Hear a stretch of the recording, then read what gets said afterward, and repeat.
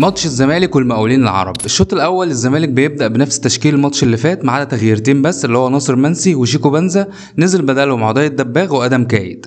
بسم الله الرحمن الرحيم. كده اول حاجه استبعاد شيكو بنزا، والقرار ده عجبني جدا لسبب بسيط: اي واحد هيتعوج بالسلامه يا باشا، هتريح حتى لو انت مين. وبالنسبه للمعلم شيكو بنزا ما تقرفناش لان احنا اصلا قرفانين، فاتمنى الاستمرار في العقوبات ده عشان ده هيعمل التزام، والالتزام هيعمل استقرار في الفرقه. ما فرقناش كتير عن الشوط الاول في ماتش سيراميكا، تحضير من ورا من اليمين للشمال او من الشمال لليمين لحد ما حد يقرر ان هو ياخد الريسك فيعمل الطويله في نص الملعب فتتقطع او تطلع بره. استحواذ ممل، ولا شفت فيها هجمات ولا شفت اي جمل بتتعمل، والكره مش معانا بقى كارثه. بنضغط ضغط عالي بعشوائيه تقريبا. احنا لو بنلاعب فرقه بتعرف تعمل تحولات كويس هنتفشخ. كل حاجه بقى صديقي ممكن تبان عاديه ومع الوقت هتتظبط، الا نص الملعب بقياده المعلم دونجا. والله لو قعدوا يلعبوا من هنا للسنه الجايه ولا هتشوف منهم اي رجا. فاجمالا يعني احسن حاجه شفتها تقريبا في الشوط الاول هي الجماهير، غير كده مفيش اي حاجه تانية. الشوط التاني بقى ما اختلفش كتير عن الشوط الاول باستثناء تغيير تخوان الفينا. لعيب شكله كويس في الواحد على واحد بس ما عجبنيش الفينش بتاعه، ممكن مع الوقت يتظبط. بس يا صديقي غير كده بقى بقت اللعيبه بتنافس بعضها على مين هيعمل ميس باص اكتر. بس يا صديقي ده ملخص الماتش. ما تنساش تسيب لي رايك، ولو اول مره تشوفني اعمل سبسكرايب وبص على الحاجات القديمه.